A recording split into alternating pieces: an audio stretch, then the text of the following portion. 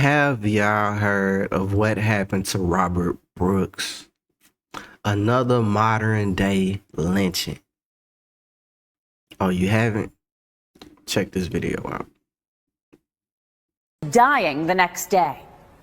As Attorney General, I release these videos because I have a responsibility and duty to provide the Brooks family, their loved ones, and all New Yorkers with transparency and accountability. We've been reporting on this story for days, and now we are seeing what happened inside the Marcy Correctional Facility in Oneida County. News 10 NBC investigative reporter Jennifer Lukey reviewed all of the videos and was on the briefing with the Attorney General today. So, Jen, walk us through what happened here.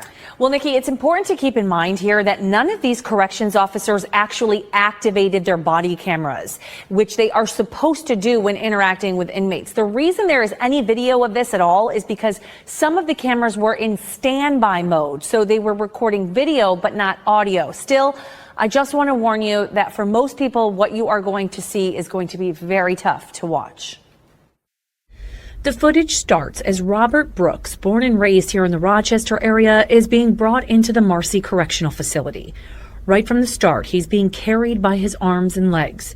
We've pieced together 4 videos from different body cameras to try and give you an idea of what happened from there.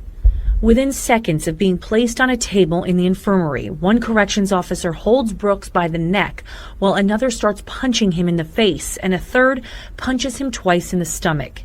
He falls backwards but is then pulled back up by the neck and jostled around before one of the corrections officers, who has already thrown some punches, hits him a few times with one of his shoes that had fallen off. We can't hear the conversation, but about 10 seconds later, this officer comes back and kicks him directly in the stomach, using his leg to continue to hold him down. While that's happening, another officer gestures to a colleague to step away before punching Brooks 4 times in the side.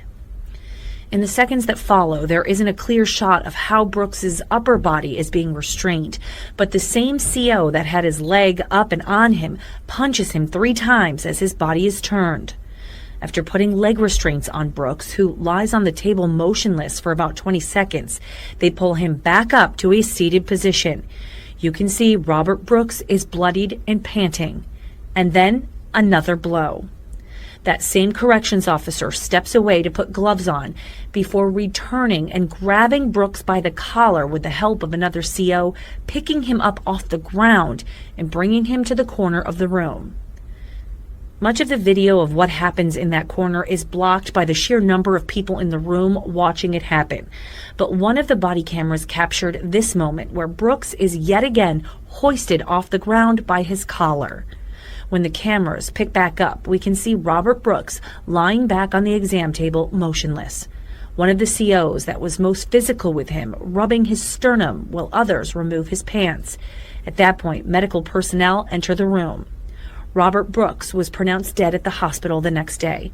A preliminary report by the medical examiner ruled his cause of death was asphyxia due to compression of the neck. The Attorney General says the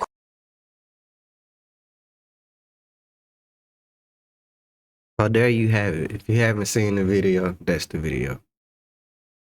Very brutal, very savage.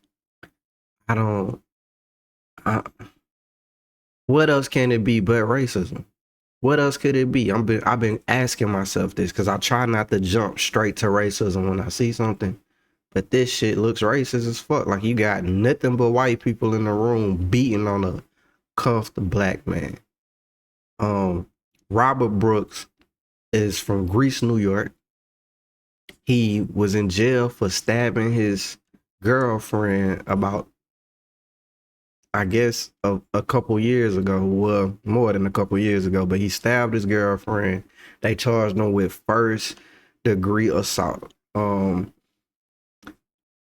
to do my research on him, I stumbled across another video that shows like what happened or why he went to jail. So let's show that real quick.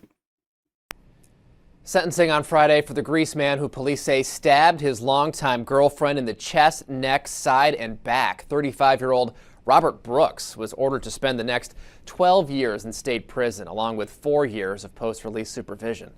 Brooks previously pleaded guilty to first-degree assault in connection with the attack, which left Diana Rivera with severe wounds.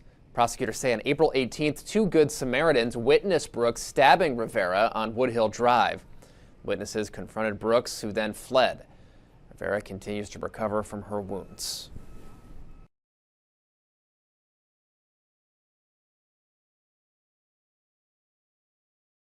Man, so what is going on with this case, man? What is going on with this? I saw that they suspended all the people involved with no pay for now. Hopefully they receive some criminal charges, as in like some time in jail or life or something for taking a life. He had served more than half of his time, and he was damn near about to be released. They say he was getting close to being released. He was being transferred. And that's when they did this to him. I still don't understand why this happened. Like, I'm trying to understand what would possess them to do this. They say this happens a lot in prison, though. But I don't know, like, is it just them being assholes and like, oh, we finna beat a nigga today? Or is it like he violated something? He spit on a cop or something? Like, what the fuck did he do to deserve that? Well, even if he spit on somebody, he deserved that. But damn, like, what they got going on, man? And I was like, well, maybe his girlfriend was connected to a cop or something. Maybe the girl he stabbed, like maybe, I don't know. But I'm gonna keep checking into this story as more things come out. But until then, man, this is Robert Brooks. Y'all go look up the articles, the story, check it out, man. And like, comment, share, follow, or subscribe, depending on where you're watching this at. But I'm the Rebuttal. Thanks for coming by. See you on the next video.